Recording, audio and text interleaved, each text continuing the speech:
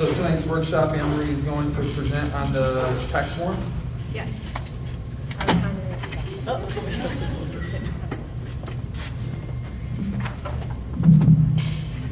do you need the PowerPoint? Okay, so what I'll do, Kenya, we're gonna take you off the projector, and I'm just gonna turn the computer around so people can see it, and Anne Marie's gonna use the projector to do her PowerPoint, okay? Do you guys mind if I don't turn around and mess up the wires? You guys know she's here. If she goes black, you can't see her, I'll let you know.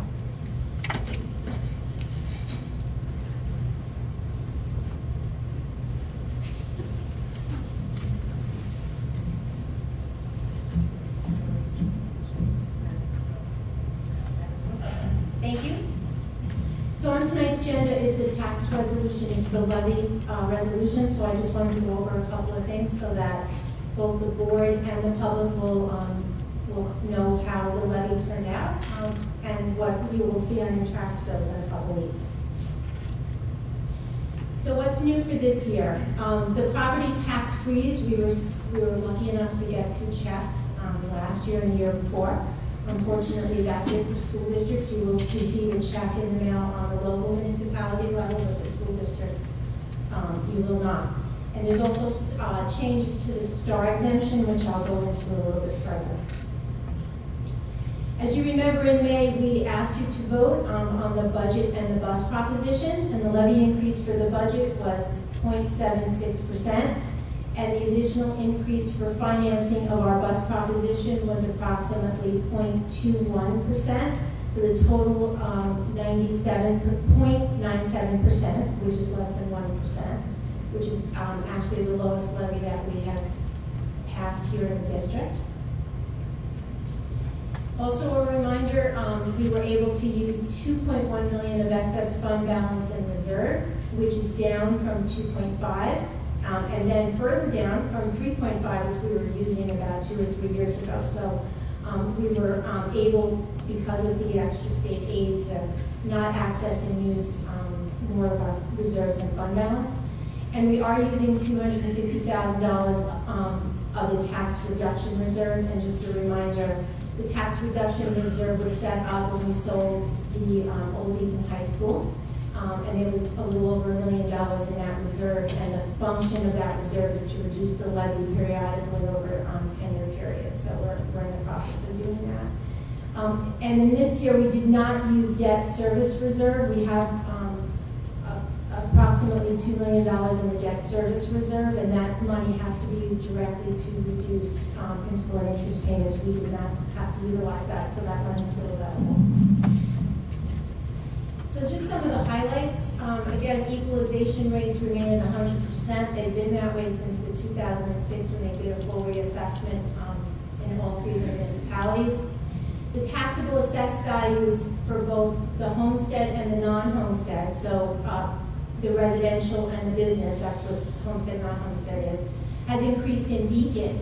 Fishkill and Wappinger's homestead assessed values have increased, but the non-homestead or the business values have both decreased. Tax OCRs do have an impact on the taxable assessed values, but I will tell you that we do have reserves allocated for each year for tax OCR reserves, so if we do receive a judgment in a future year, we have the money set aside for a reserve, we can use that. So it will not affect the current tax rate or the tax levy. And the STAR exemptions, again, have decreased. They have been decreasing since they've been instituted.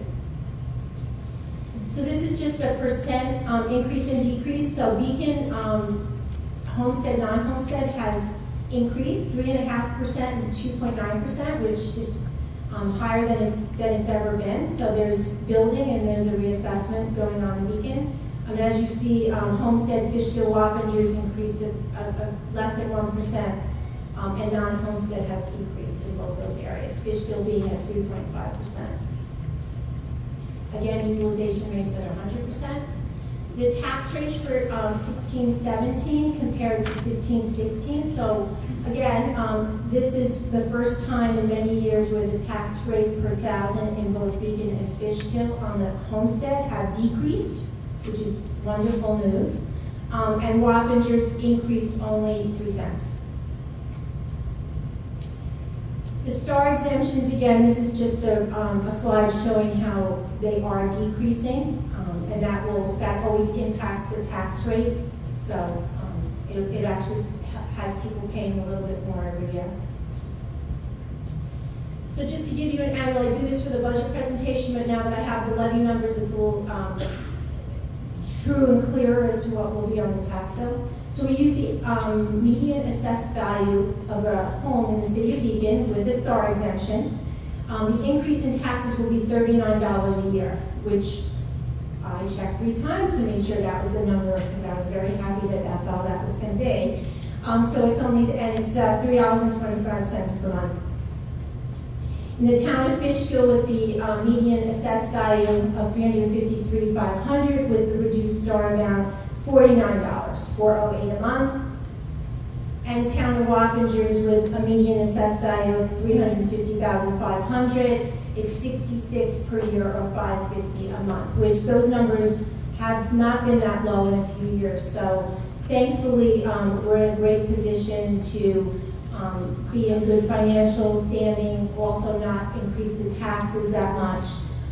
Because the tax rate decreased, it's really the result of the reduction in STAR.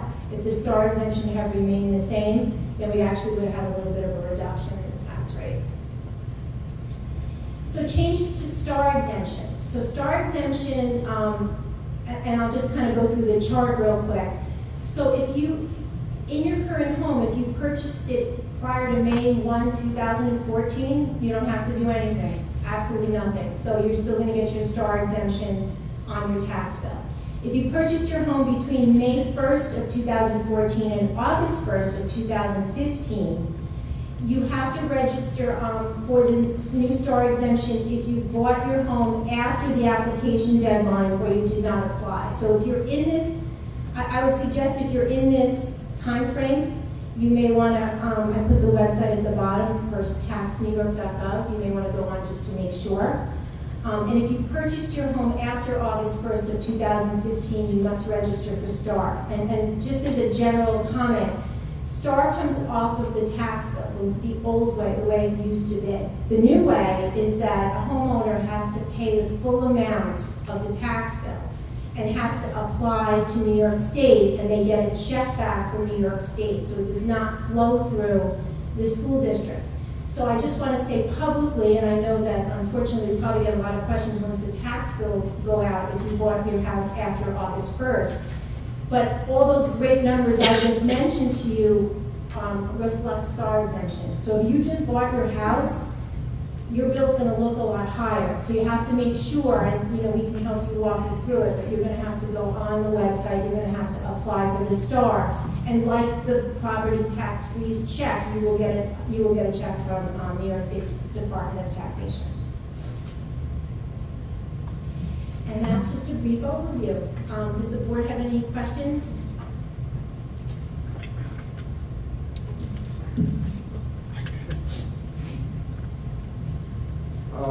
Do you have any idea what the impact is with the loss of the tax base from the Jehovah's Witnesses property? What would that have affected these rates? Well, you'll see, I think one of the direct effects of the reduction of the assessments on the non-homestead as a result of that property. We called the tax assessor in Fishkill today just to keep as an update. So the large property that we were talking about last year is 99% off the tax rolls. So that does impact the way the taxes are levied. It impacts everyone's taxes. There are 3 other properties that they have purchased. So I mentioned it a little bit when we were doing the budget presentation, but there was an assisted living property and a nursing home that's right on the river, and that's actually partially been purchased by Jehovah's Witnesses. So they need to put in their application for exemption based on religious exemption by March 1st. So they need to do it by next March 1st, and then the assessor's office determines whether they're tax exempt or not. And then whatever decision is made on that level then flows through to the state, to the school district. It looks to me that if they are using it for church purposes, it will become exempt, so that would be 3 additional properties that will come off the tax rolls. Is there a way to determine how much that would, you know, in your examples, how many cents the mill rate How would many be? cents? Well, what the tax rate impact would be? I could calculate that. I don't have that in front of me, but I could calculate that if that's Might what be you want. something good to let the state know that here's the impact of these decisions Right. or, you know, these outcomes on taxpayers. So, there was a group a couple months ago that got together. There's also a very active group. I think they came to a board meeting, maybe last year around this time, that live in the area where the Jehovah's Witnesses properties are. So they're trying to lobby New York State to change the law because it is the law, so it's really hard to determine. And when the assessor's office is presented with the data and the information, they have all their ducks in a row. They have all of their papers filled out exactly the way they should. So from the assessor's office point of view, they really can't deny it because they filled all the requirements of a tax exempt property. So the part that I guess that we really need to get involved with, we meaning the taxpayers, the school district's in a tough spot, but we can encourage the taxpayers to lobby New York State, to lobby the assemblymen and the senators, because the only way that will change is if they change New York State law on how we do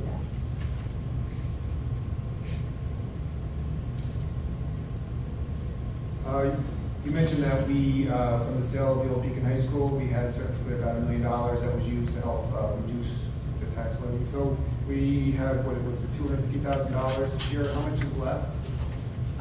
There's about $500,000 left. In the first few years that we had the $1 million in the reserve, we did not utilize the tax reduction reserve. So several years ago, it was started that we should, over the next 4 or 5 years, actually it was 4 years when we started to do it, we were going to do 250,000. But then last year we only used 100. So there were years where, depending on the state aid and how much we had in excess fund balance and reserves, that we didn't have to use the full amount. But you only have a 10-year window, so we're getting closer to the end, so we'd like to utilize that before the state says that we can't use that. You all, for the STAR exemption, you also said if you purchased a house after 2014, you have to pay the full tax amount and get a check back. So I think it was 250. There was that period of time between 14 and 15. So if you purchased your new home after August 1st of 2015, you are absolutely in the new regulations. You have to go on the state. And that link that I put up there, and I will put this PowerPoint on the website so that people will know where to go.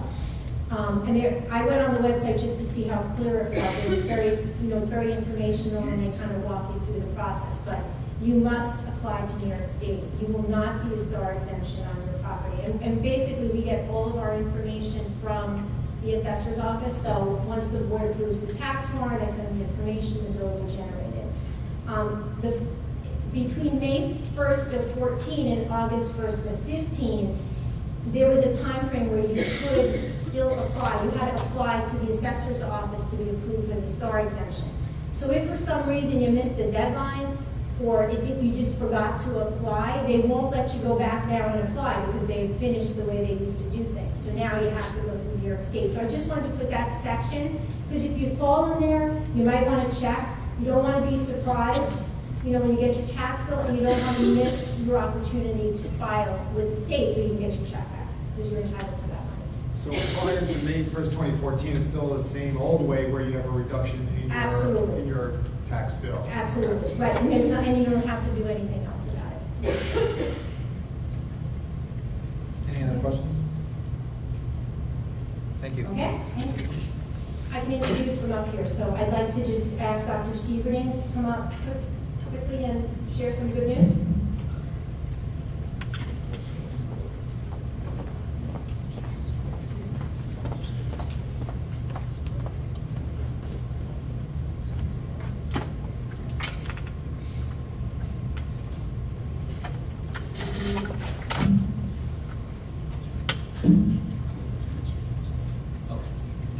Well, thank you very much. I'm happy to be here tonight to, I think, share some exciting news. Let me start with our goals that have supported the mission for our students to be successful after they graduate from high school. And I'm just going to focus on the first one, G. The acronym that you'll see around this building is GRADS, and it starts with the G, which I am going to talk about tonight. So what we must continue to do is to increase our graduation rate by 1% each year. And let me just explain briefly how that came about. Go to the next one, please.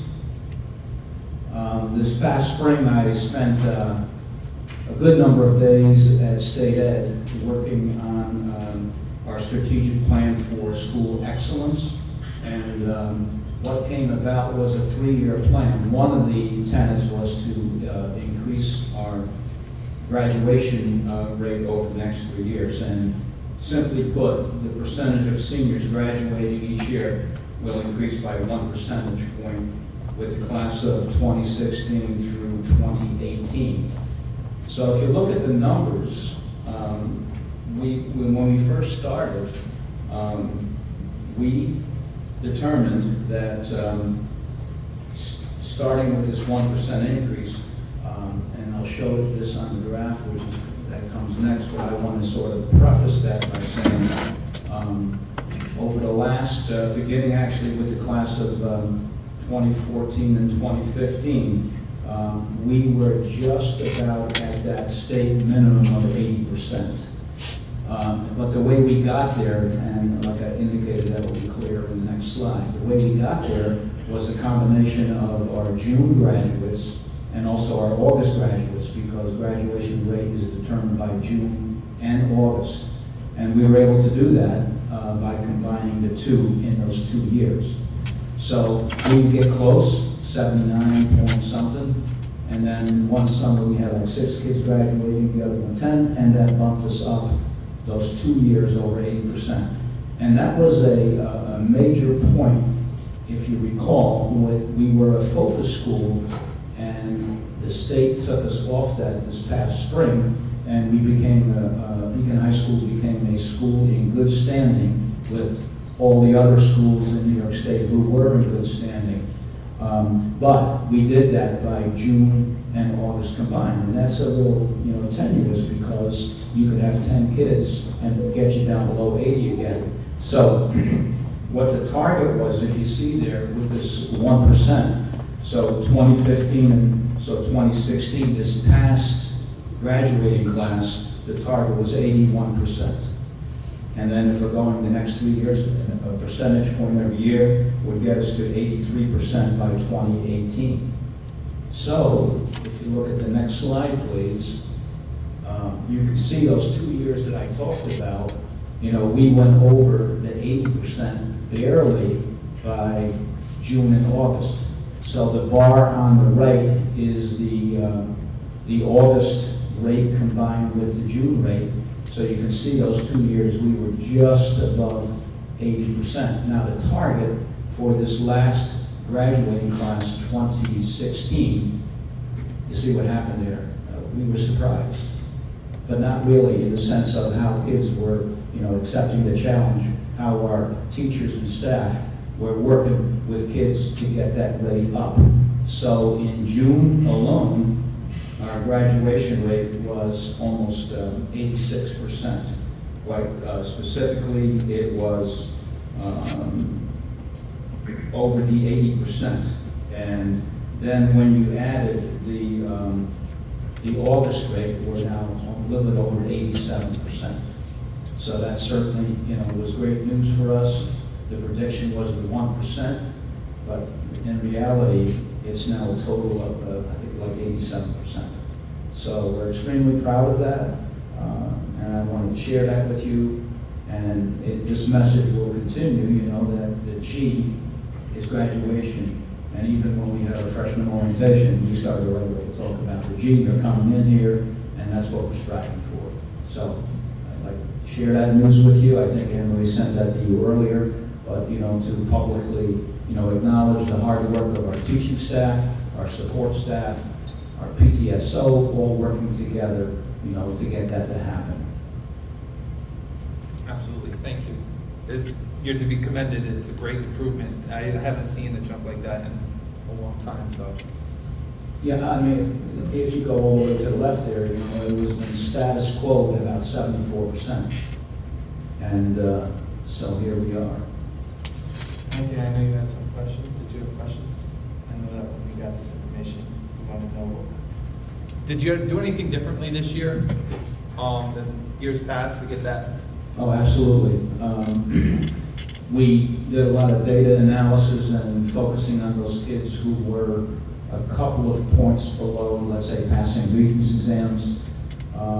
We initiated a credit recovery program where students who, let's say, failed a course, rather than waiting for them to become juniors and seniors, and now all of a sudden, oh, I got to make up X number of credits.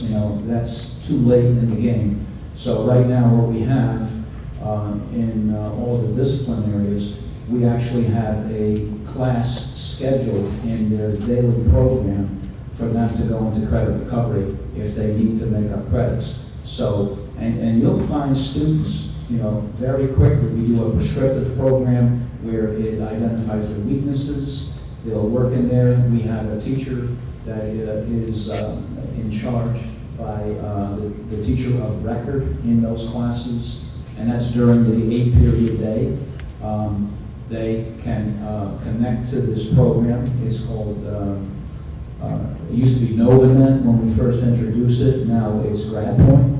And what they can do is 24/7, they can go home, log on, do their work. They must take the assessments though when there's a teacher with them in the room. So that was one program.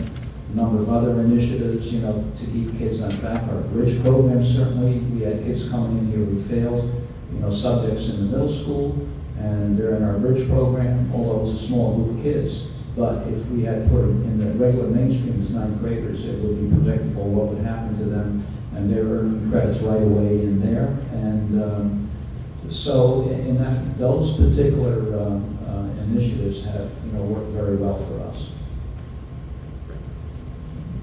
Thank you, Anthony. Thank you, Dr. Rudy. And future ideas to bring you even higher? Future ideas? Yep. Oh, absolutely. I think, we have to focus in, really instructional delivery. We have to focus on, these are all our objectives there, student engagement, and those are all things that we're working on, and we need to continue doing that. We can't rest on our laurels here because, our incoming class is a little bit over 800 students, and, when you have 20, 25 kids, could make a difference. And also, every cohort that comes into this building, they're not identical, and sometimes there are classes that are very strong and sometimes they're not, so we have to engage, just sort of evaluate, where the need is. And, that's what we're going to continue to do. So what would you recommend for the percentages to be in the future? Well, I knew this question was coming along, so they said, okay, you met your goal, you're now, I think it's 86.7, rounded up 87. So you're asking me, is the next class, going to be at 89%? I mean, I would love to see that happen, but we have to evaluate, each group and where we can, strengthen programs. What can we do to support our kids, that they are successful? And, it certainly would be nice. I mean, we will continue to try to do that.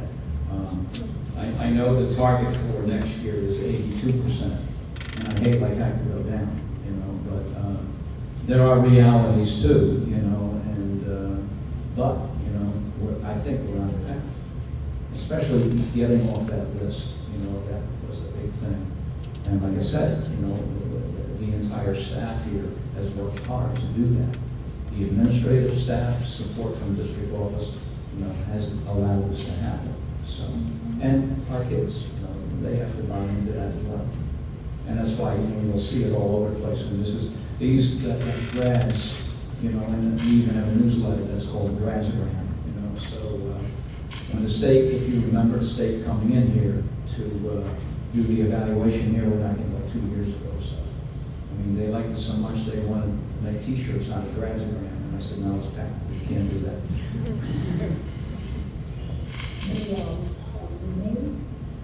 Oh, did you have a question, Kenya?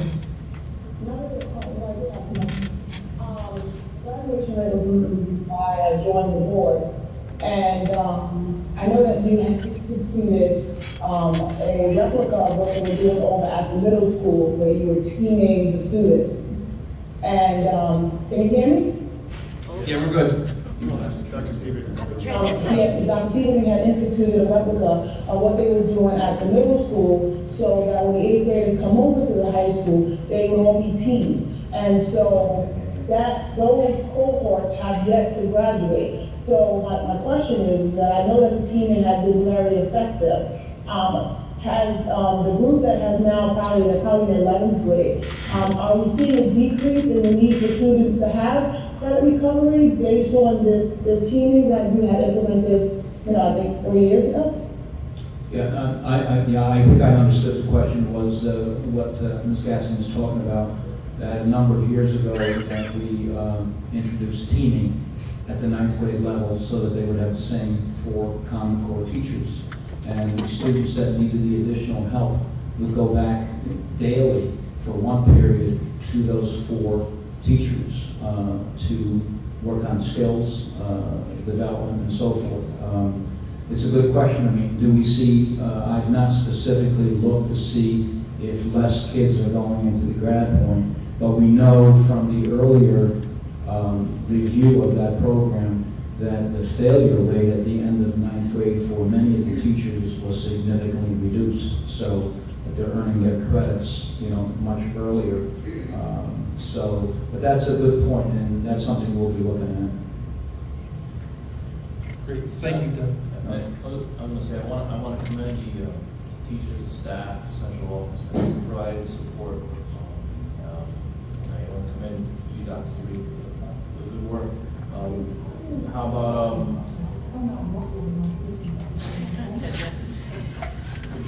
have you thought of how perhaps the community can also provide support in increasing the graduation rate? But if you recall a number of years ago when we began this dropout prevention initiatives, and I know it blossomed into a couple of other areas, but at the high school here, we really need to continue looking at the attendance and these kids getting here on time. I think we're going to reinstitute that with a little bit more focus this year, especially, to make sure that kids are coming to school on time and they are also the attendance issue, because we see obviously that connection there. You don't come to school, you're going to have a very difficult time. Mr. O'Neill has showed that in the freshman orientation about kids, being late, missing first period, so it stands to reason that they're not in that class and therefore they're not going to be successful. So we have to come up with, some strategies to make sure they get here, because half of the student population are walkers to the high school, and the ones that are bused. But it's something that we need to continue working on. So you say reinstitute, you mean the dropout prevention task force? What's that? The dropout prevention task force, is that the one you're talking about reinstituting? Right. Okay. Yeah. Thank you. Thank you so much. Okay. Thanks for allowing me to present this.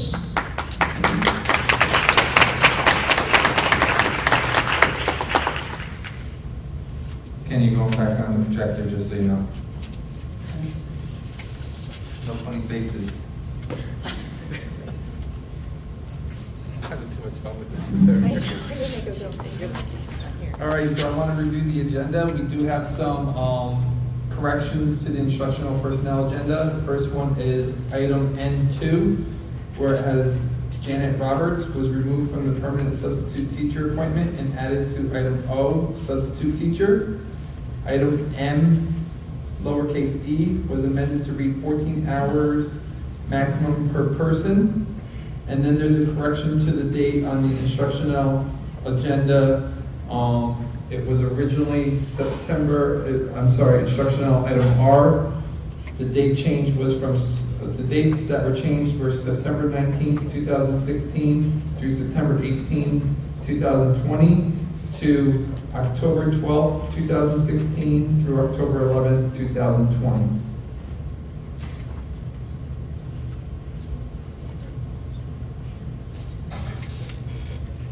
Oh, and there's also an addendum to the instructional personnel as item U.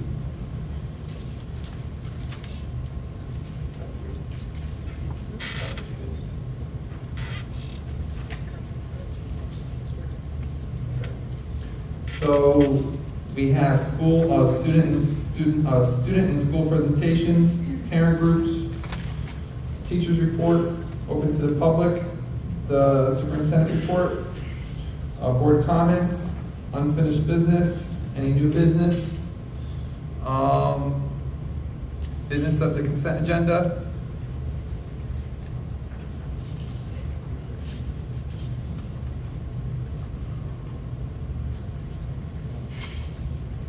Approve an addendum item 15.01, and then a proposed second executive session, or a motion to adjourn the meeting. All right, are there any student or school presentations? Parent groups?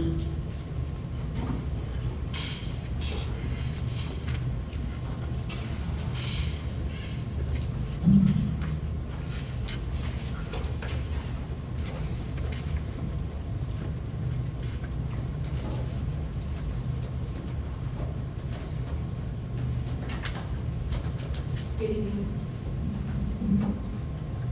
The following is a statement from the Sergeant PTO.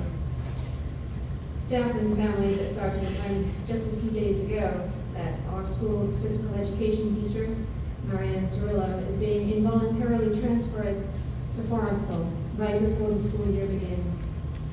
This news has been a devastating blow to the Sergeant community.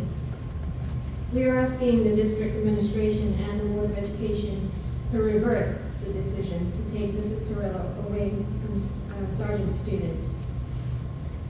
Mrs. Cirillo has served Beacon students for over 20 years and is just 3 years away from retirement. On behalf of our community, I can tell you that everyone categorically wants her to be able to finish her career at Sergeant. Her dedication and commitment to our students is superlative, and she is deeply embedded in the fabric of Sergeant life. From volunteering at family fun nights, working with children and their families after hours to help them overcome individual challenges, and actively engaging in PTO projects, as she is currently, Mrs. Cirillo goes above and beyond and has touched the lives of so many Sergeant students. It's hard to adequately express her connection to our school in the time we have here, but it's imperative that the district understand what a damaging impact taking her away would have on our school. We're aware of the circumstances surrounding the vacancy at JVF, but the vacancy is at Forestville, not at Sergeant. The disruption and harm to our school that the news of Mrs. Cirillo's forced and unnecessary departure has caused is frankly not tolerable. This is about more than a job in a building, which can be whimsically interchanged at any time. This is about a community, a family, and an environment in which people can thrive. Sergeant has already experienced many times what feels like the capricious sorting hat of staff transfers, and what we need now is stability, not fractures, to allow the team we have to lead Sergeant to its fullest potential in Beacon's educational landscape.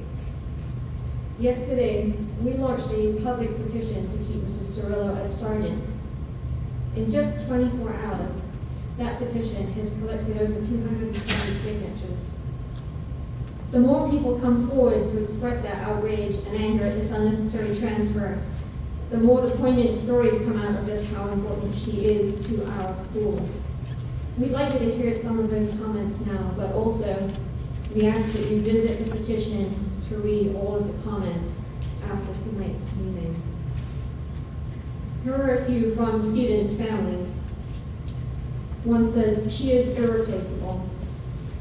Another, Marianne is an asset to Sergeant and should remain there for the remainder of her career. The students would be devastated if she was moved.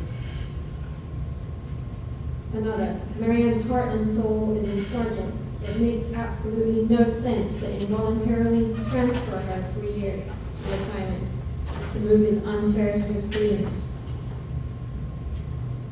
A different family says, Mrs. Cirillo was like family to us during the time both my daughters were at Sergeant.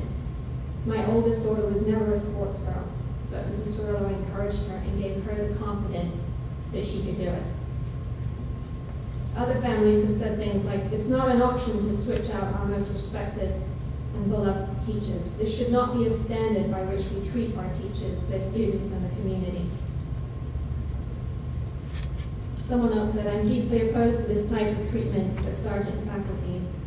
You take a teacher who's built amazing relationships with Sergeant students and their families and move her at the last minute? Why? Mrs. Cirillo needs to stay exactly where she is. She's been amazing with my son, who's been part of the Sergeant co-teaching program since his start.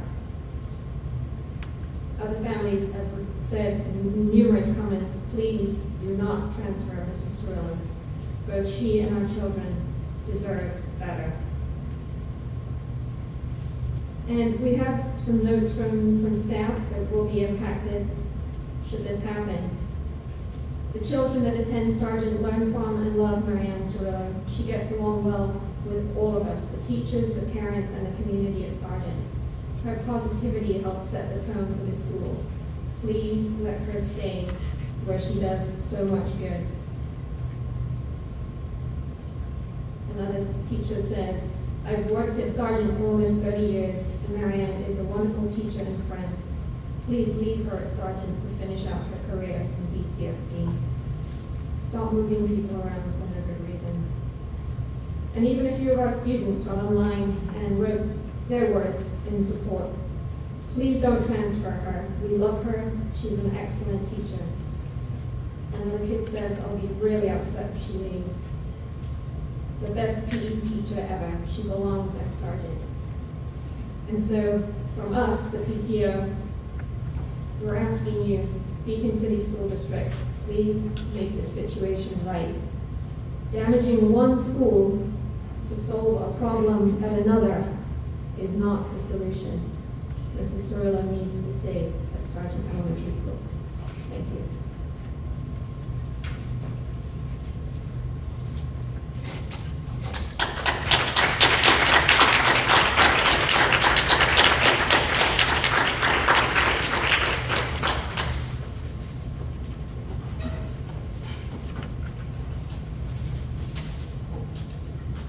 Are there any other parent groups?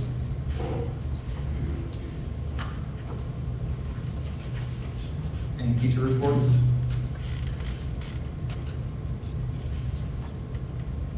Open to the public. The first speaker that we have is Kathy Hotel.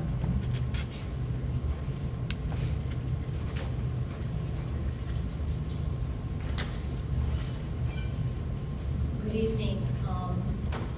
I couldn't have said it better than the ladies that just said it. You all received a copy of my email to ask you to reconsider transferring Mrs. Cirillo. The impact that she has had, I have witnessed every day of over 10 years that I've been in that building. I know what she does. I know how the children are impacted. I know how I am impacted by what she does, because I am in the gymnasium twice a week with her, with my students. How she is with the students, the staff, everyone. She, in the letter I wrote, some little comments children make in the morning. She's personally see when they come in through that downstairs hallway. And when they say, I have PE today, they're thrilled, they can't wait, because they want to show her what they can do, and they want to learn new skills from her because of just how she works with them and teaches them and encourages them. And I said in my letter, kids ask at recess, because I go there with my students, and they're like, can you get us a hula hoop? Because Mrs. Cirillo is teaching us, and I want to get better at it. can you get us a jump rope? And we do that. We get the extra supplies for them so that they can do that. Because then when they go back to PE class, they're like, look what I can do. Because they want to show her. She means the world to them. She means the world to us. And I don't know what I can do, what I can say, but please, let her stay for the next 3 years. Let her finish out her term with us. She's bonded with everyone. Kids come back, high school kids come back and visit her. She is our building. And if you can please reconsider so that she can be with us. We need her, and the students need her. My niece, when I told her why I was coming here, cried at the thought of not having Mrs. Seville next year. And I said, we're doing the best we can. So I ask you, please reconsider transferring her and letting her stay at Sergeant School for the next few years. Thank you.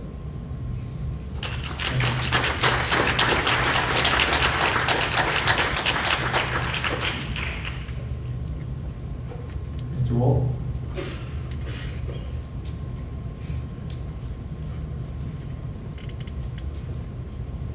Thank you, Craig Wolf, Beacon resident, parent, taxpayer, etc. There's been a lot of talk lately, thinking about the hiring and the recruitment practices here. I have a suggestion. I suggest that the process begin with a formal notice of position availability. This is not unlike the situation in other levels of government where government agency issues public notice that says something is up. The process could begin with posting by the administrator who receives notice of a resignation, termination, retirement, inability to continue. It should contain the name, the position, the location, and the effective date or anticipated date. I would say that notice should be formally sent to the superintendent, to the administrator's supervisor, and by that supervisor up the line so everybody knows. If the district should create an HR position, obviously they're in the line. The superintendent should post a notice along with a preliminary description of the status of the position on the district website. That notice could state whether the position is expected to be filled and that a formal job description and notice will follow. The position could also be noticed as already slated to be eliminated. Forget about it. Or it could be that the position will be combined into another position, which sometimes happens. Or it could just be that the position's future is uncertain now, but a determination will be posted when the determination is made. I would suggest that there are a number of good reasons why this should be the first step in any new policy. It would mark the official start of a potential hiring process in a way that lets all the stakeholders know that the process has actually begun. I think we all know that the word gets around, but it doesn't get around to everybody.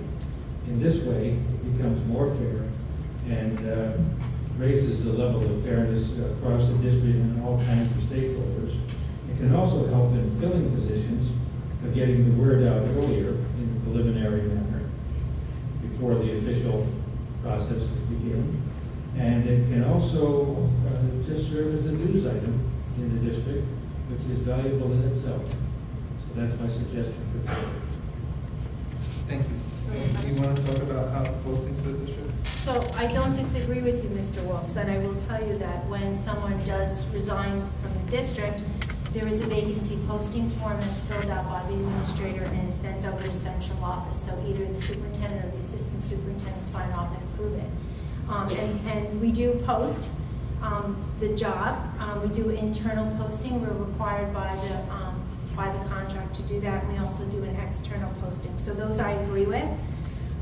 You mentioned to post all jobs and also to post if they be eliminated. Well, I wouldn't, if the position's gonna be eliminated and not filled, I wouldn't post it. So that would be, I just think that if a position was gonna be eliminated, that would be something we would talk about in the budget process, and it would be pretty well known that that would be something. So if it's a retirement that's not being filled, we would talk about that as part of the budget process so that people would not anticipate that position to go.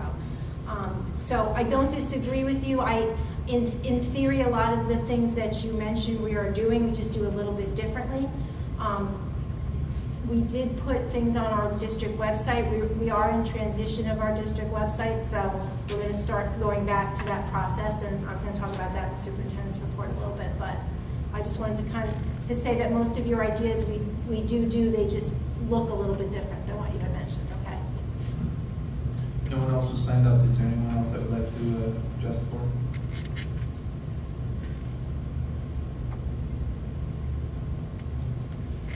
Okay, seeing none, I'll ask Anne Marie to give her superintendent's report.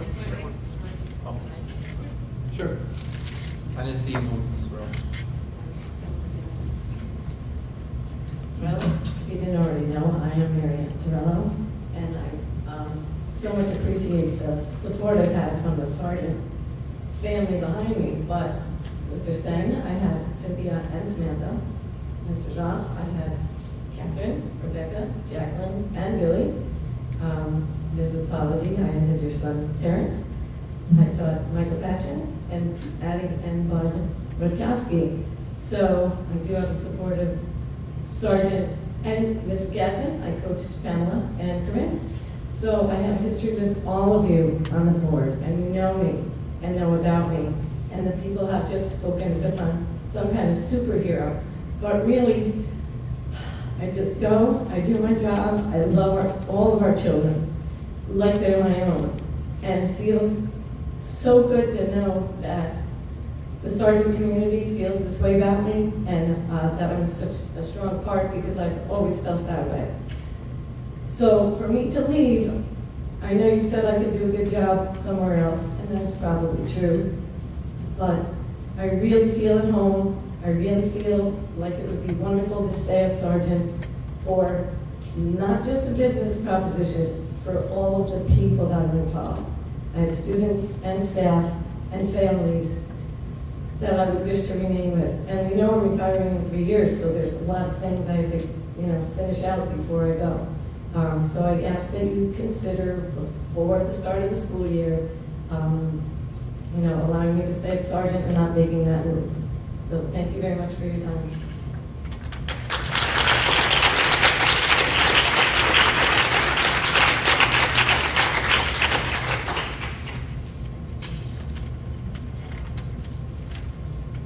Anybody else?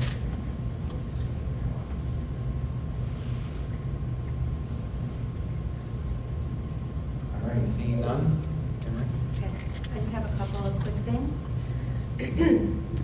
And Kenya, I'm going to mention this because I don't know if you'll mention this during your board report, but I want to mention that we attended the Iron Beacon Block Party Back to School event, which was very fun and exciting. I will mention that a certain board member and a certain principal were brave enough to go in the dunking booth, which I greatly appreciated, although they were trying to elect me to do that as well. But it was fun for everyone, and I think it was a great community and district event, which we're going to try to work on more often to be involved with the community. Just an update on the website. It is slated to begin on September 1st. It will look very different. We're just trying to get all the pictures in order. It's a very visual website, which is so unused to what we have currently. But it's still a work in progress. So you'll have the important facts, but things will just keep getting added on as we go along. So you can expect that.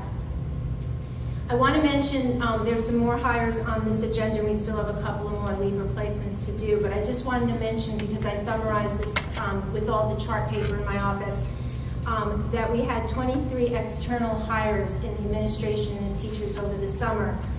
So I just want to publicly thank the administrative group for doing such a great job, because it's really consumed their entire summer, and they've done a wonderful job bringing great candidates to the board to approve, and we're extremely excited about starting school. On that note, I want to mention about Superintendent's Conference Day. We have 2 this year. The first will be Thursday, September 1st. The second will be Tuesday, September 6th. And just a reminder to everyone that the first day of school is Tuesday, September 7th. We're very excited about school to start. Oh, Wednesday, I'm sorry. Wednesday the 7th. And we're excited to start. When we did new teacher orientation last week, we got to see a majority of the new teachers who were all coming in. They're very excited to bring a lot to our school. We're just surprised on how quickly summer went by, but we're ready to go and can't wait to start. So thank you.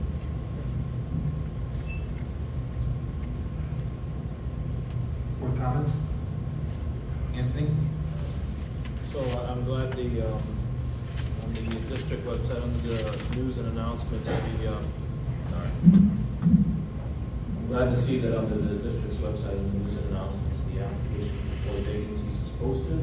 Just want to remind everybody that it has to be received by district clerk by 4 p.m. September 7th, to be considered. I also, in terms of committees, started the first draft of the charter for the very rough draft for the diversity committee, and I forwarded over to Kenya and Meredith. Anthony, I have a difficult hearing. Can you try the microphone, put it closer in? I can't understand. I think if you put your phone there, I can hear clear. All right. You want me to call you from my phone so you can hear better? Yeah, well, I can hear you the clearest, so everyone else is coming out a little muffled, but whoever was talking just now, I didn't understand. So maybe you can give them your phone so they can be near them, if possible. Sure. Good. Thanks.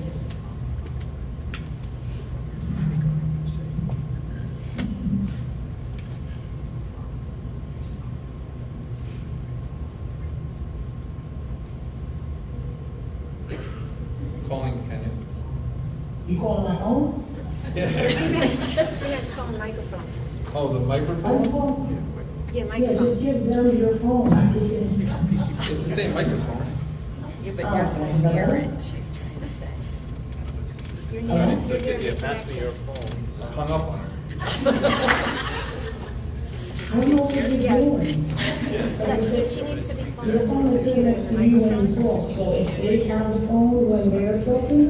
Well, the microphone's on the computer, maybe that's why, Kenya. Oh, it's on.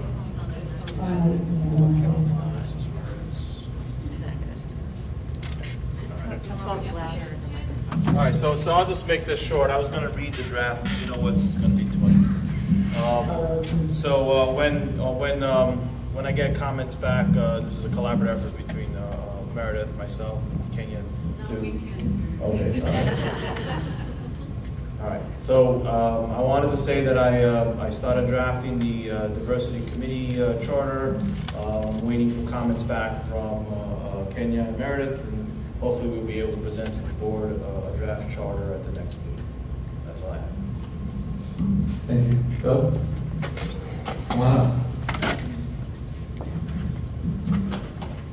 The Dutchess County School Board Association meeting will be on Thursday, September 8th. So I will be attending that. Any other board members would like to go, I will be sending out an email reminder as we get a little closer to it. It's at the Saltport Turnpike. I'm more than happy to drive if everyone wants to go there. It's at 7 o'clock in the evening. I'll send you all an email to remind you as well as the topic that we discussed at the meeting.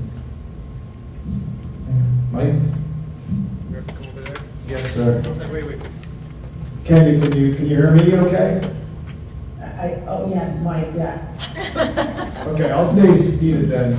So first of all, I think it was a great goal and a great performance by the high school graduation rate, a significant increase, and I would like to see a plan that takes it from there, from the 86 up. I always hate going backwards, so I'm sure at some point I'll be reviewing the plan. I'd like to see a plan showing the future goals. And also, I think a key is the attendance. I don't know if there is some kind of periodic attendance report we can see about, just trends to make sure that we can see where we are in attendance and make sure it's steady or attendance is increasing as a metric, because attendance, I think, does lead to, better grades and graduation rates.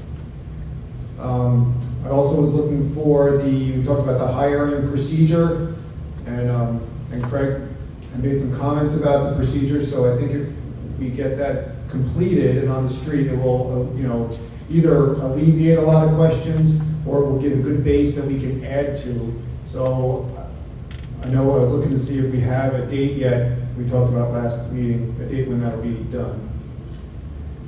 And can I make any motions during here, or do I have to wait till new business? Okay, that's it for now. You can, but we've tried to do it during new business. I'll wait. Georgia? I don't have a comment. Okay, I just want to give you an update on the superintendent search and what's been going on with that. So tomorrow and September 14th, HYA is going to be in the district. They are meeting with a bunch of people tomorrow. I believe they're here from 9 o'clock in the morning to 7 o'clock at night, and they're meeting every hour with 2 people per hour, not together, but they're also meeting with other stakeholders. And on the 14th, there's going to be 2 community forums. One is going to be, I believe, in the morning. I don't want to say a specific time, but it's in the morning. And then one is going to be in the evening. And throughout the day, they're also going to be meeting with other community stakeholders for that. What they're hoping to do through the meetings is to develop a leadership profile for what the district and the community wants for superintendent. And then that will help drive them with helping find a candidate that fits that leadership profile.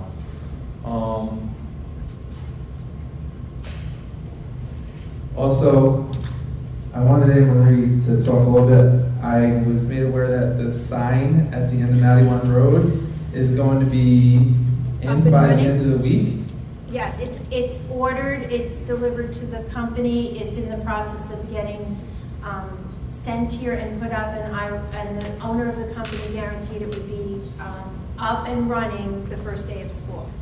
So that Also, is not what the end of the week, the first day. Well, of school. it'll probably be here, we're gonna have to do a little bit of training Right. but Okay, the so- end result is the first day of school, So we shouldn't be looking at a whiteboard which would be nice. too much longer. And I was just going to say about the board vacancies, we did publish those in the newspaper, we did press releases, we did legal notices, and I know that some of the papers had wrote that we are looking to fill the seats. The deadline is September 7th. By 4 o'clock, have it to the district office. You can print it offline, or you can go to the district office and pick up the paperwork. That's all I had. Kenya? Any board comments? I just want to thank Iron Beacon for the back-to-school block party. I thought it was a success. Kudos to Ali and the chief, Randy, Anthony, and Mr. Saltish for going in the dump tank. Anthony for tolerating my solicitation of the line that he received. It was just a great outcome. The kids were happy, they enjoyed themselves, and I'm really happy that we're able to do that because it will afford us the opportunity to supply the backpacks that we wanted to supply to the kids in need in the district. I just want to say kudos to the high school team, graduation rate.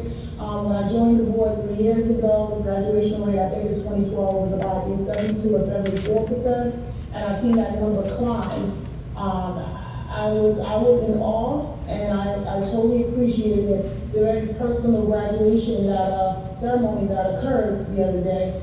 And I just want to, I don't want to put him on the spot, but I definitely went up to Mr. O'Neill because I think that he personalized the graduation for those students that were there, and he highlighted their accomplishments. And I think that, when you're faced with challenges, and people recognize your challenges and then tell you that it may get tough, but we're here to support you, and you see your work. I think those students lit up when asked that personal touch. So I was grateful for the families. I was honored to be a board member, and it's honored to see them cross the line.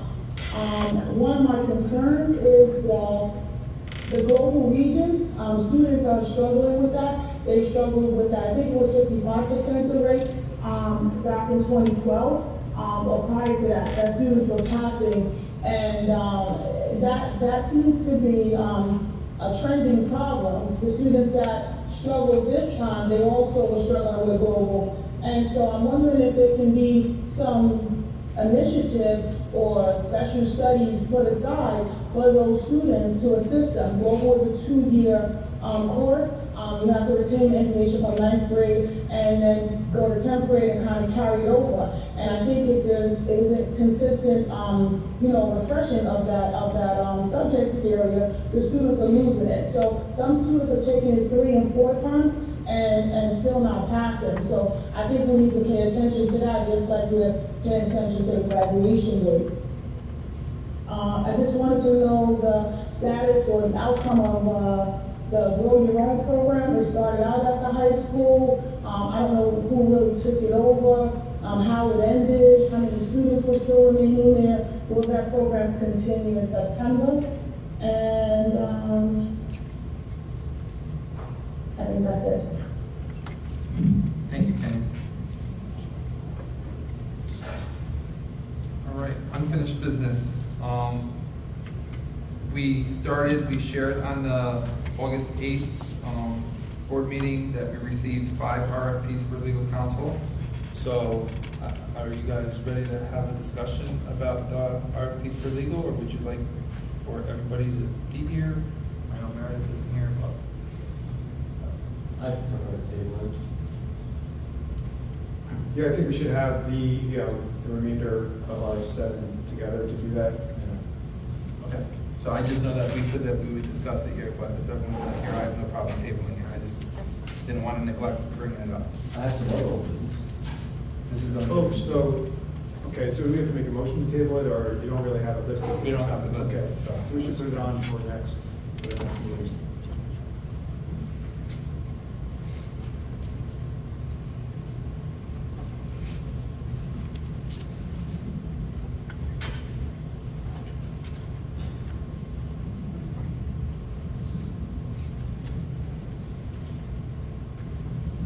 Okay.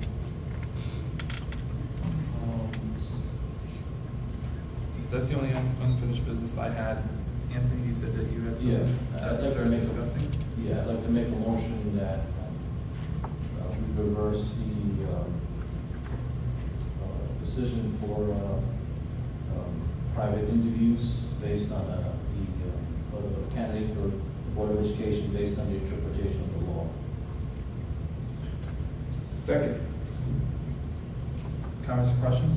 So there is a August 15, 2001 opinion from the CO. To speak up, I think, so that can. Sorry. There's an interpretation on August 15, 2001 from the Cooperation for Open Government. It's opinion 33514. And it talks about where one of the exemptions is interviews for executive session.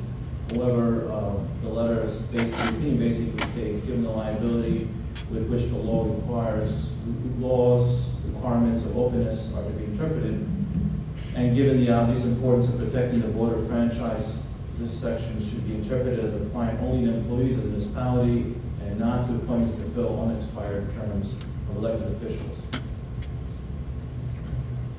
Any other discussion? All those in favor of that motion to not have the interview based on the legality of it? Motion to have the what?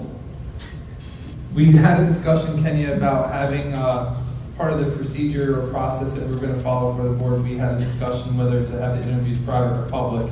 Anthony found some legal advice that says that it's not allowable. I did check with our legal, and they said that it's not allowable as well. So I'll after we make the motion, after we act upon this motion, we'll present another procedure. Okay?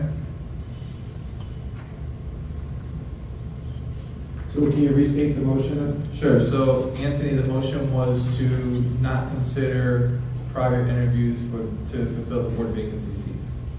Sure. Yeah, I mean, I was basically saying that we should reverse it to public. That was my motion. You should what? Change it from private to public interviews. Oh, change it to private to public. Yeah. Okay. So change to interviews to be public and not private. I didn't think that we decided if it was gonna be an interview or a statement though, so that's the only reason why I don't think it needs to be first. I can amend the motion basically, that we do not pursue private interviews. Okay, so say it one more time. I'd like to make a motion that we do not pursue private interviews for candidates for the Board of Education. Okay. Mike, you still second that? I still say that. Okay. Any other comments or questions? All those in favor? Aye. Opposed? Motion carried.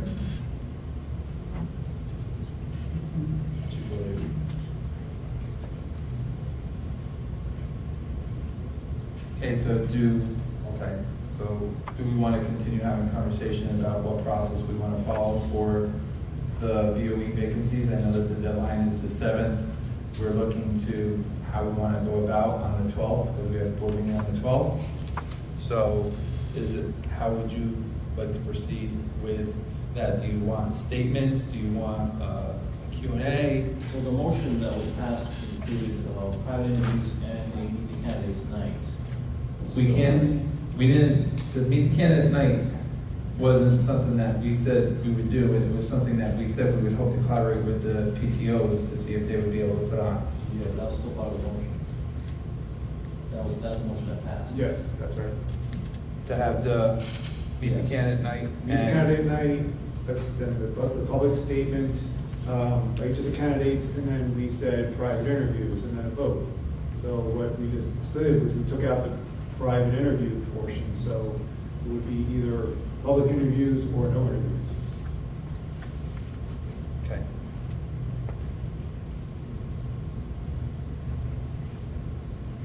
Okay, so I think that the next step is we need to collaborate with the PTO to see if they can do a meet the candidate night.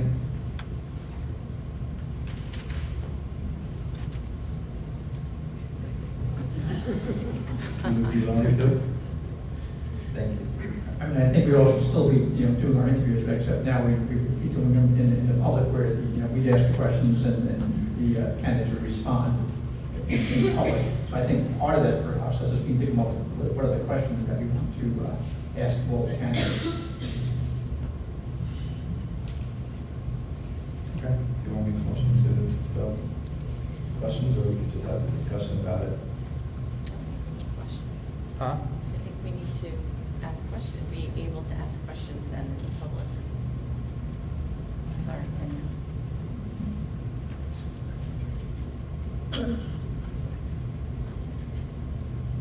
Does anybody have any? Yes, so I'm confused. Is there a motion to do a public interview, or you just want to submit your questions to the PTO, or?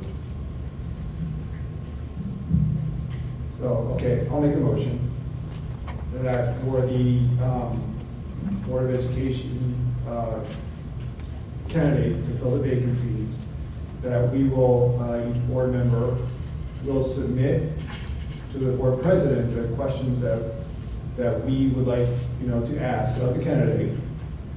The board president would then select the questions, a group of questions that would be asked to all the candidates by the board. And those questions could be asked either at the candidate, the meet the candidate night, or separately during the board meeting.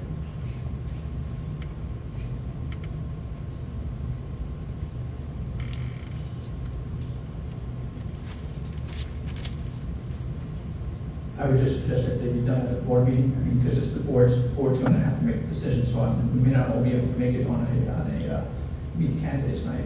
That would really be more for the public to, have an opportunity to ask questions and see the candidates. Okay, so it hasn't been seconded yet, so it would change the piece. I was sort of trying to write it down so I had a clear understanding of what the motion was, so when I try and reiterate it, I had it. So the motion was for the board candidates to submit questions to the board president, and the questions would be asked at the Board of Ed meeting or meet the candidates night. Yes, except it was the board members would supply The questions to you, to the Correct. board president, and then they would be selected and asked during a board meeting. Okay.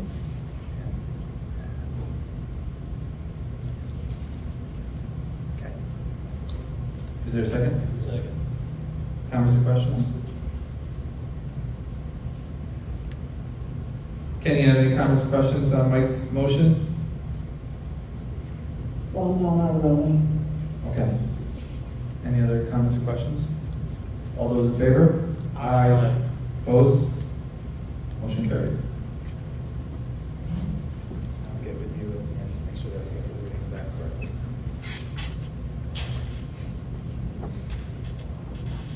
Is there any other discussion that the board feels it needs to have going forward to fill the board vacancy seats at this time? All right, hearing none, why don't we go to new business? Any other new business that needs?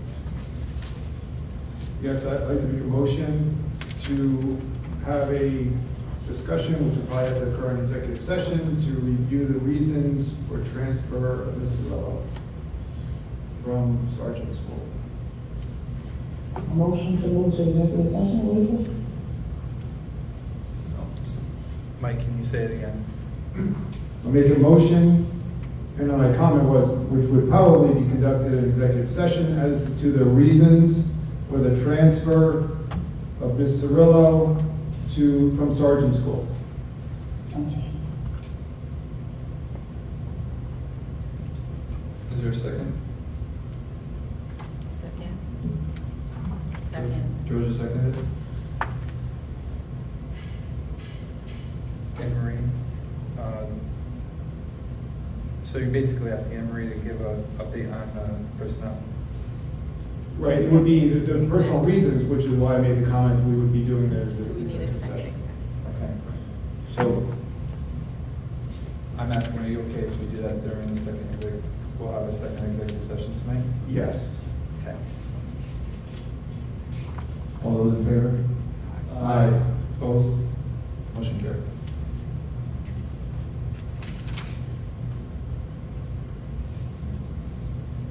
Any other new business? I just have a question as to, Usually. sorry, I just have a question based on, I know we're, have some things going on with the superintendent search, but we really need to have a workshop or to discuss board goals. Yeah, that's true. So, make a motion I make to. a motion to to- have a workshop to establish board goals. I second it. Because we need that. Can you second that? Any other further discussion? Well, I just feel like we need to establish board goals so we know how we're moving forward for the school year. I think without it, it's gonna cause us some lag, and then it's gonna be lost in the source. So I think we really need to establish, what we're doing and how we're gonna accomplish it, along with everything else that we're doing. Sounds good. Any other further discussion? All those in favor? Aye. Opposed? Motion carried. Now, my question to you is, do you have any dates that you want, or do you Well, want? I'm assuming that it probably needs to be a workshop, so we need to just schedule before one of the board meetings.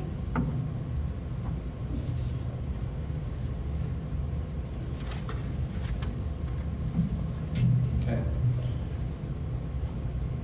I don't know if we need somebody to lead it, though. I know in the past we've done that, but I don't know if it's that necessary. I'd like to try it on our own. I'm good with that. So Georgia asked if she felt we needed someone to lead it. My comment was that I think that I would like to try it on our own first. Mike, did you have something that you were saying, or was that you, Kenya? What did I do? No, maybe it was just a little ruffled, sorry. All right, so maybe we could do it before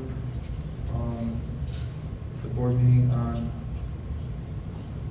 the 26th? Is that too far away? No, because, no, I don't think so. I think that will give us some time to look into goals and then come prepared for the workshop. Yep. September 26th, to be ready to discuss at a workshop for goals. We'll start at 6 o'clock. Anthony. I would like to, before that time, there was a couple of meetings on the district vision, and both sponsored by the school district as well as one of the Beacon parents group also had that bus with their ideas. So I think we need to see all that before that meeting to get an understanding of what the stakeholders in the district are looking for as far as a district vision, because I think that will help influence at least some of our vision. Question to the public, was it the ABS group that had the bus? Oh, I didn't see that. So Kristen. Can we workshop the ABS? Huh? Can we workshop the ABS? Oh, what our findings were? Do you have the findings, or is that something that we could feasibly get, and would you be willing to share it with the board? Yeah, we would, I think the plan that we were thinking of was to compile it and give it to HYA as a part of the superintendent search, but we can submit them to the board. Would you mind, so that we could still, that might help us make the board goals? I can't speak for the group, so I'll ask. Could you check, that's what I was asking. Thank you. Would it be better to do it with a presentation, or is it better just to deliver the documents? If you feel comfortable doing a presentation, you want to do a presentation, we should work that into the agenda. Either one. All right, just let me know. And Cecilia, do you have that information from the vision that the district was working on? We do, and we can share that with you. Great. Do you know, Kristen, do you know how long you would need to kind of get an answer about whether you want to do a workshop or just share the information with us? I could put it out to the Google group and Okay. see what the responses, and I can send an email to the board within 24 or 48 hours. Oh, we don't need that soon. What's that? We don't need it 24, 48 hours, but thanks. Cecilia, Well, same you'll thing. get it. We could, I will take it. We have it. Okay. So it looks like we'll get that in plenty enough time to have a discussion for the 26th. All right. Any other new business? Yeah, I'd like to make a motion to discuss the policy manual update process on the NISBA workshop from the 18th of July. The policy committee meeting? No, the NISBA presentation of the workshop. Do I have a second? I'm sorry, Kenny. I couldn't hear. You want to make a motion? Anthony made a motion to discuss the workshop that Justine, what was it, Jessica Goldstein. Jessica Goldstein did, to have a discussion on that. Is there a second? Second. Comments, questions? So, it is my understanding that NISBA has delivered revised sections, new numbers of 0000 to 3000, and another package from 4,000 to 5,000. It's my understanding the policy committee's intent is to adopt the e-book in mass. It's also my understanding that the law provides that it has to be, I guess, on the agenda so that the public does have a chance to read it. And what I also understand is that NISBA products are being edited now at the moment. I'm not sure what the timeline is for that. And Kelly, you're editing it, I guess. The other thing that I also understand is that the originals, the work products from that contract contains NISBA opinions and notes, which I believe have educational value to the board, especially myself being a new member of the board. So I have made requests to get a copy of what NISBA had handed over to the board vet, and I don't know if the request has been denied or we're just waiting for my turn. No request has been denied. We were supposed to originally have a policy committee meeting tonight to review things. Some things were put on hold due to some things that were going on in central office with the new hirings. And our next policy committee meeting is September 19th. So I don't think we're not voting on anything because we're still trying to get information. Unfortunately, we were bumped from our policy committee meeting tonight. We were supposed to have one. So can I receive an email of the two Word documents that consist of the NISBA 0 to 3,000, and then 4,000 to 5,000, so I could read the list of opinions and notes for my own personal education. No, knowing that they're not the final draft of the policy, is that Yes, what you're knowing they're asking? not the final draft. See the problem? What was it, 0 to 3,000 a month? 0 to 3,000 and 4,000 to 5,000. There's supposed to be two, what I understand is two word files that Elizabeth had delivered to the district as part of that contract. It's more than 2 documents. One, two documents, I'm sorry. It's like a set. Yeah, I just, Because what had happened is that we had recommended that we adopt a new policy, e-policy book, versus doing the policies one step at a time, because we were just never catching up. But in that time, we found out that if we adopt it as is, there's information there as we review the policies. So it's their notes on the policy that we end up reviewing at a policy committee meeting. So everything's kind of been tabled so we can meet on the 19th. sure. And there's about 3 weeks to the 19th, so if I can get that email, I can start reading them now. I didn't hear the last one. Say that again, Kenny? I didn't hear the last one, the 8:35. Anything he said, if you get them now, he could start reviewing them. Are they readily available, Emery? They're on an email, we can share the information, it's not an issue. All right. We're not adopting them. Emery said they were sent through emails, so we'll look for the emails. Thank you. Any other new business? All right, seeing and hearing none. Actually, I have a procedural question. So, what is the board's intent in terms of answering the petition by the parents? I mean, Which would go into executive session. Are we gonna have after executive session, are we going to issue a statement? Are we going to? Can we do?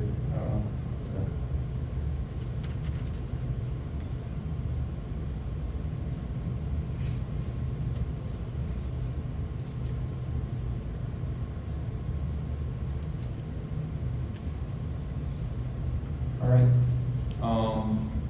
For the consent agenda, the use of the consent agenda permits the Board of Education to make more effective use of the time by adopting a single motion to cover those relatively routine matters which are included. Any member of the board who wishes to discuss an individual or particular piece of business on the consent agenda may so indicate, and that item will be considered and voted on separately, thus preserving the right of the board member to be heard on any issue.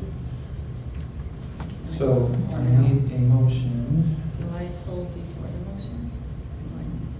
We make a motion. Comment question.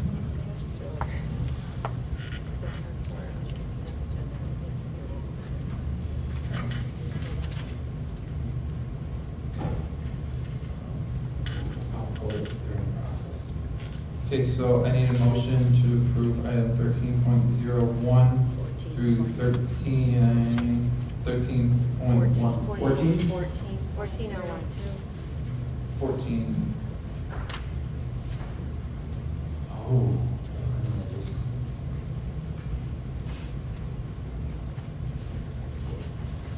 Sorry, 14.01 through 14.13. Make a motion to approve consent agenda items 14.02 to 14.13. Do I have a second? Second. All right, comments or questions? Yes, I'd like to pull 14.04, instructional personnel list, letter M, appointed teachers for curriculum writing, letter E, professional development plan. 1404, please. Hold on one second.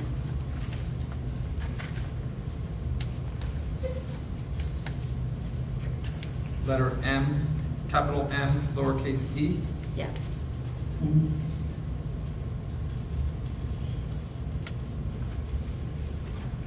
Anything else? Yeah, I'd like to pull 14.05, which is the audit report, and 14.09. and I'm gonna pull 14.13. And I need to change my 14.09 to 14.10, apologize. So you're okay with 1409? 10 instead of 9? 10 instead of 9, correct. Anything else? Okay, so we are approving 14.02 through 14.12, except for 14.04 capital M lower e, 14.05 and 14.10, as well as 14.13. I said the motion. Second. Motion. Who's gonna second it? I'll second.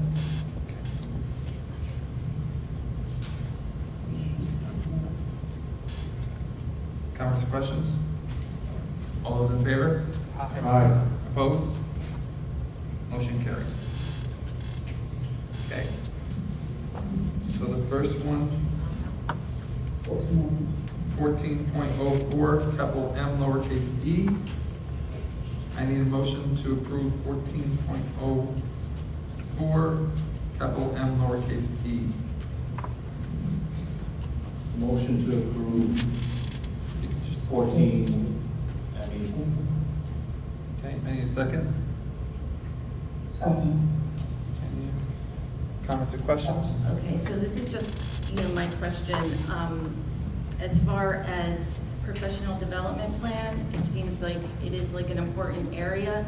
I'm just wondering why we only had representation from the teachers union rather than also the administrators union, and maybe it had something to do with the summer, but moving forward, will there be more diverse on that plan moving forward? Like having administrators, because right now we have like union representation, it looks like we have our union president, but we don't have, I don't see any administrator names on that. So this posting was part of the carryover work from the PDP committee from the spring. It doesn't represent all the members of the PDP, but it is those that specifically this was a BTA posting to participate. They met not earlier in July, we held a meeting today, so that it would continue the dialogue from the spring and be able to set the framework of the work we need to do. So as we move into the school year, there'll be a standing professional development committee, which may include these members as well as others with the required membership of the PDP. And we are looking for there to be representation from all of our stakeholder groups. So Cecilia, can you just talk a little bit more about the PDP for the school year? Are you going to have representation from each school on that, and it's going to be a district-wide team? It is a district-wide team. Mr. Wright began with the group today. He and I will continue the dialogue as we look at the representation of the Professional Development Committee. In the past, there was representation of content coordinators that represent each of the schools. We want to make sure that various content areas, as well as grade levels in the schools, administration, as well as other stakeholder groups. We have taken a very narrow approach to the professional development plan. It's a required plan through the State Education Department. We have a required submission of an annual plan with some new requirements under continuing teacher and leader effectiveness.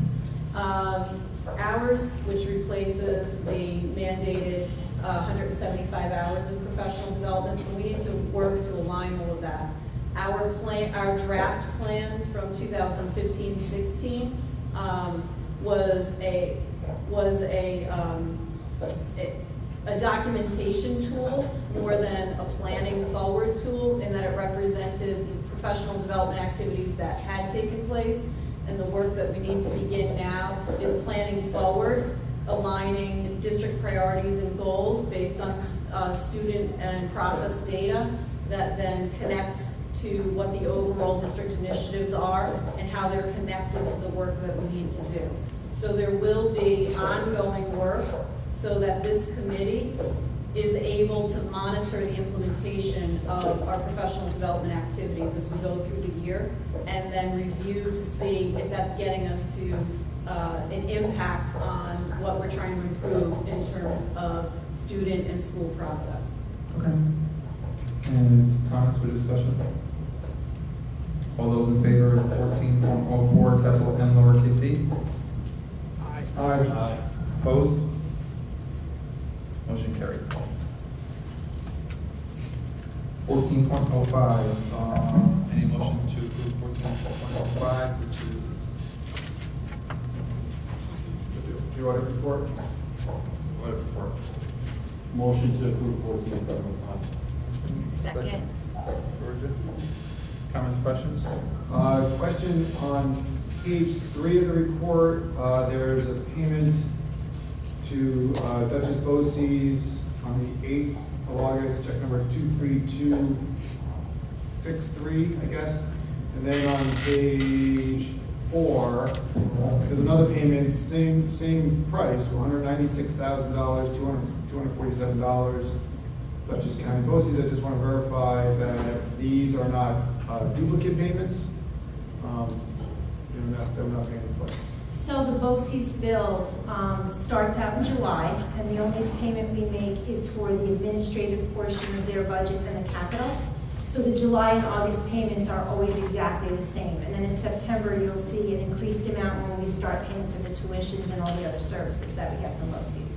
So I verified it, pulled the supporting documentation, and saw that one was for July and one was for August. So the base monthly fee that we pay to BOCES is $196,000, and then on top of that, when we have the student. Those are paid up front, so those are paid over July and August. Those represent 2 coasters, and they're split between 2 payments. They will not reoccur every month. Then the rest of it kind of flows through from September to June. Okay. Okay?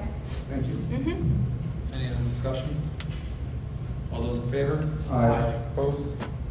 Motion carried. I need a motion for 1410. Motion to approve 1410. Second. Anthony, second. Comments or questions? My question is that this is a list of the buses and vans that are being requested to be surplus. And I know we just passed for 3 new buses and 2 vans. And so my concern is that with the descriptions and the years of some of the buses and the number of miles, and quite honestly, I think my car has more miles than some of these.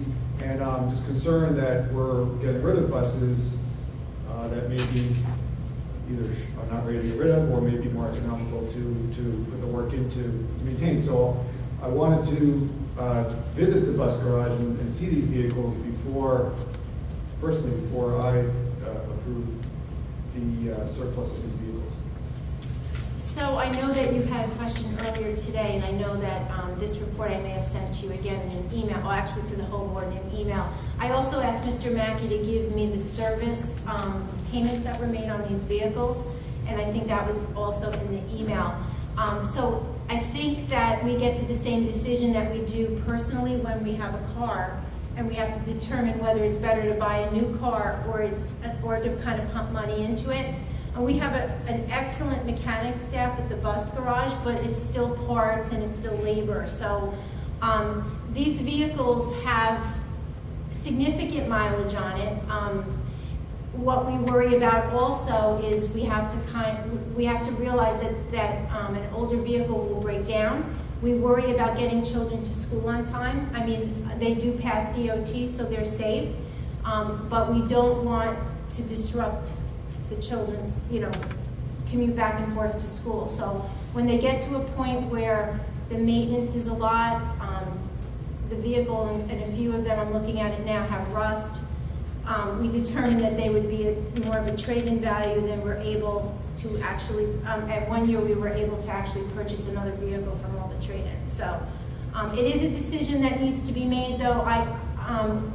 The head bus mechanic at the bus garage has been with us almost 30 years, and he has a 98% DOT rate on his vehicle, so he's usually not one to put something on a list if he thinks it would be worthwhile to keep it. So I trust his judgment, and, you know, I think that they'd be better utilized being traded and getting additional vehicles. We had anticipated these vehicles to be surplus this year. There are other ones that are coming out of service, so they don't automatically go from a bus route to surplus. They're put out of service. They're used as spares in case we have something in DOT or our bus is down for some reason, or we have an extra run that needs to be covered. So besides these being surplus, we also have buses that are technically out of service, but they're in our garage to use in case we need backup. Well, I want to make I guess a sub-motion to table this until we can do, whoever wants to do a walk down with the buses. Does Mike have a second to table this? I didn't hear anything. I'll second, so we have discussion on Okay. Kenya, I have made a motion to table this, where are we at?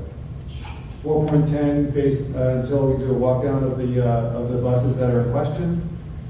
Anthony seconded it, so again, I just wanted to make sure that the buses that are being put out of service, I wanted to see for myself if they are, I wanted to view them to see which ones we are actually surplusing. All right, So my question is there a deadline to when we have to surplus them? Do you have a vendor? Is it auction? Is it picking it up tomorrow? What are the logistics about surfacing? They are not being auctioned, they're being traded in, like you would trade in the car, so that we can get a value on the new buses that we purchased. I know that Mr. Mackey is anxious to get the new buses in service, would like to have done it by the beginning of school. So I would think that he'd rather do it sooner than later. I can just tell you, I would be no help going down and looking at it. I am not a qualified mechanic. My check engine light has been on for 2 years. I go have it plugged in so it goes off, and then I get it inspected, and then it comes back on a little bit longer. So me going to look at the cars would do nothing. I'm not qualified to know, and I'm gonna trust the people that are mechanics and qualified for it. So. My comment pretty much along the same lines. I don't have a background in diesel engines or diesel engine repair, nor do I, have a really good understanding of how much wear and tear are on these vehicles. So once again, I trust that the mechanics there, that they know their job, and if they say that they're no longer really usable as trustworthy and reliable, I'm fine with that. I mean, I'm just looking at the reasons for the repair. I do see that there's a floor rot. I would be able to tell that in bodywork, but they also have engine rebuild needed for everyone that has that component. So, I mean, the mechanical part, I wouldn't know, so. And looking at some of the research about when districts should plan on bus retirements and replacements, and it stated, it varies, but anywhere from 12 to 15 to 20 years, and mileage up to 200,000. So some of these, like the 2008, we're only have 8 years in. So that's why I just want to see. We spend a lot of money on buses, and I just want to see which ones and that they are recommended to surplus. But also our buses do a lot of transportation, especially for special education students who probably are going over an hour distance daily. So I know that if we have any students that go to Center for Discovery, I wouldn't want the bus breaking down on that route. And neither do I. When will the trade have to happen? I don't know if there's an absolute drop-dead deadline. However, it's going to hold up the purchase of the new buses unless we make a decision, so. How long does it take for, I'm sorry if you don't know, but how long does it take for the bus to get in service? Once it's ordered and delivered, Yeah. immediately, once it passes DOT. It's just a matter of them being delivered. So these buses, if the motion fails and they get ordered, they get traded in, these buses won't be in service until the spring, or? Now, these vehicles were discussed to be traded in so that we can actually finalize the purchase order and pay for the buses. The buses have been ordered. Once the proposition passes, then we're allowed to generate the purchase order. But it has to be finalized and a check has to be done before they won't deliver the buses without payment. So to determine the actual payment, we have to determine what we're doing with the surplus vehicles. Okay, so the motion was on the table to table approving 14.10. So any other discussion on tabling 14.10? All those in favor of tabling 14.10? Aye. Opposed? Opposed. I believe that. I'd like to make another sub-motion, though. Hold on 1 second, I just want to make sure I have the correct number. Mike, you voted in favor of tabling it. Correct. Opposed? Kenya, what were you? I'm opposed. Opposed? Anthony? Opposed. Bill? And I was opposed. Okay. Okay. Any other discussion on 14.10? So I'd like to make another sub-motion, I'd like to make a sub-motion to grant, Mike and whoever other board member wants to go with him, maybe I might go with him. I haven't worked on a bus, but I've worked on a 76 Maverick and 80 Dodge Aries, but the matches. But, and maybe, get an idea as to how. Let's stick to the motion first. Okay, so the motion is to, I'm sorry, you don't have to write 76 Maverick. So the motion is to grant Mike's request to visit the garage and any other board member that wants to go with him, to see these vehicles, hopefully before they get traded in, maybe in a week. I don't think they get traded in that fast. So that he gets a better idea as to how maintenance evaluates which buses get put on the list. I'm not remembering them. I need a short snippet of the motion. He wants to go tour the bus garage. That's pretty much what. Yes, All right. motion to allow Mike and whoever other board wants to go with him to go to the bus garage. Is there a second? Second. Discussion or comment about it now, Anthony? Go ahead. Okay. 76, right. No, see I think it's good, I think it would be good for Mike and maybe I'll go to get an idea as to how, you look at a spreadsheet behind the computer, but sometimes it's good to actually see the items in front of you and talk to the personnel, maybe something, a more in-depth discussion, and maybe, there's for next year a plan to should be the same, maybe it could be better. I don't have any reason to doubt our mechanics, but definitely it's something that we vote on, and as board members, we should be comfortable with our decisions. Any other discussion? I mean, I think as long as it's not going to interfere with the regular operations and it's done during regular business hours, I mean, I don't see any problem with it. I will schedule. So okay, I'm just gonna say something. My only concern is that we're opening school next week, so this week we're not, they're not gonna have any time to do that. I'm mutually agreeable. Right, but I don't disagree with you, and that's fine, and I will reach out to Mr. Mackey. I just want to make sure, I know letters just went out from transportation, so I know a lot of the parents are having some issues, just, bus stops and times and all that, so would be my focus at the moment, to make sure that everything is all resolved before the beginning of school. I don't want any problems on the first day. I want kids to come and go home safely. My question is I don't know, what are you hoping to see that would affect the decision of acting upon it tonight?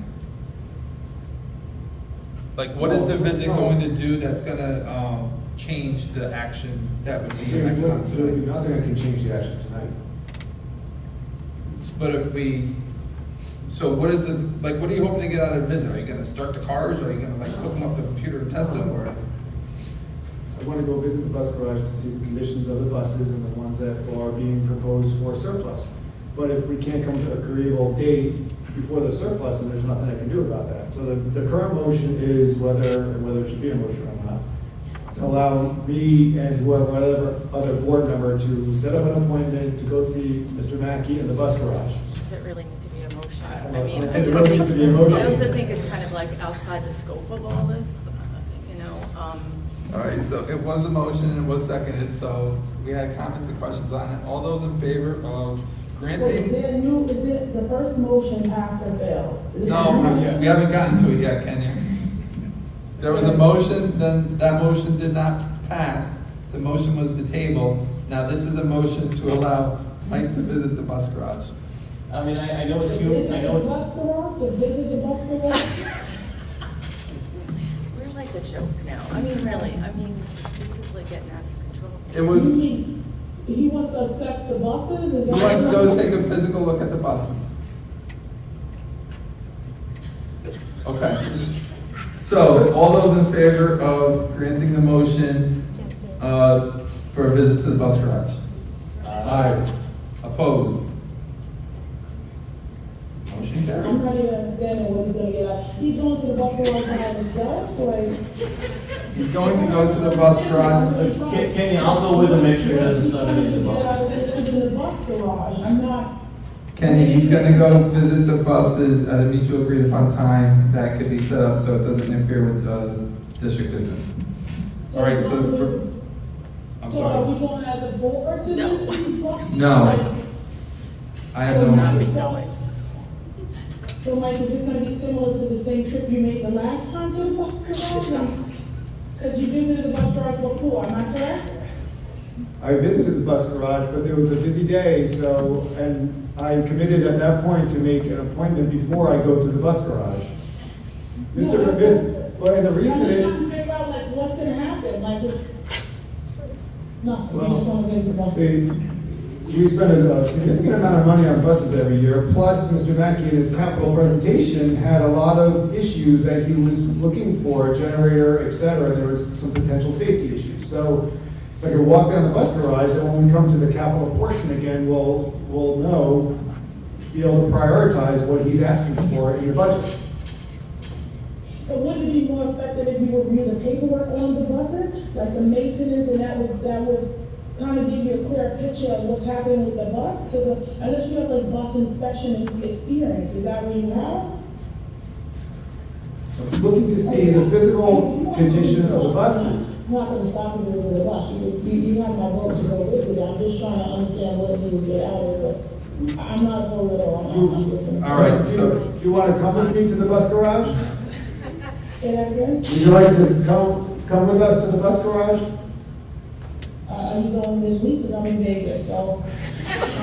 It won't be until after school starts. We'll pick you up by school. all right, Kenya, Kenya, I was looking at documents, is that a joke, Anthony? Kenya, I think the discussion's over, so now we're acting on 14.10. There was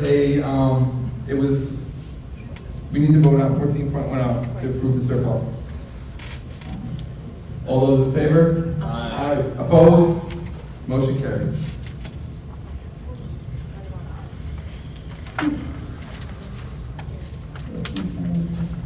All right, 14.13 is to approve the tax warrant for the 2016-2017 school year. I need a motion.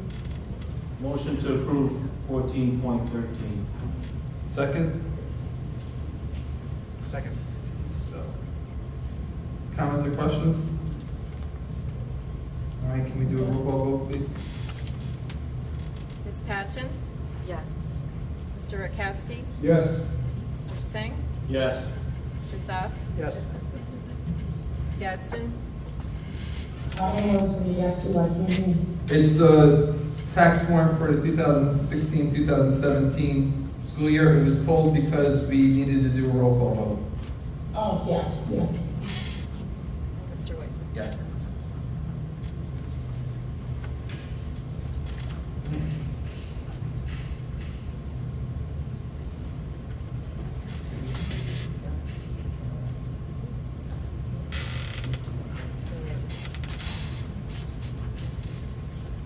I need a motion to approve an addendum item to the agenda 15.101.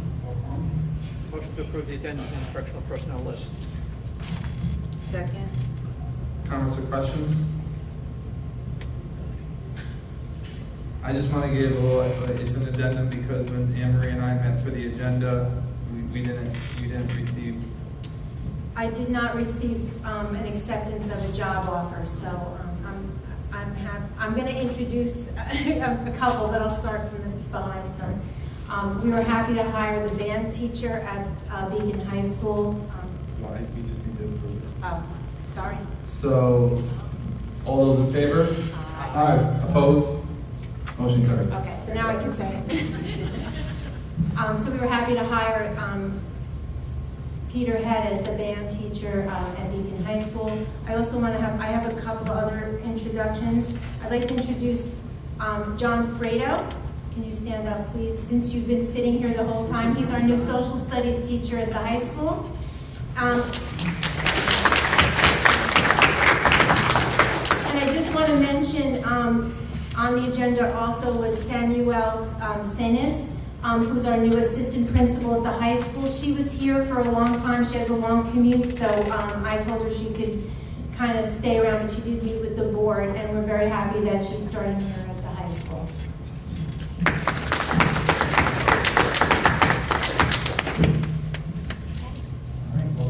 I need a motion to go to an executive session. I had a question actually. The consent agenda had the appointment of only one CPSC chairperson. I guess we're expecting another one.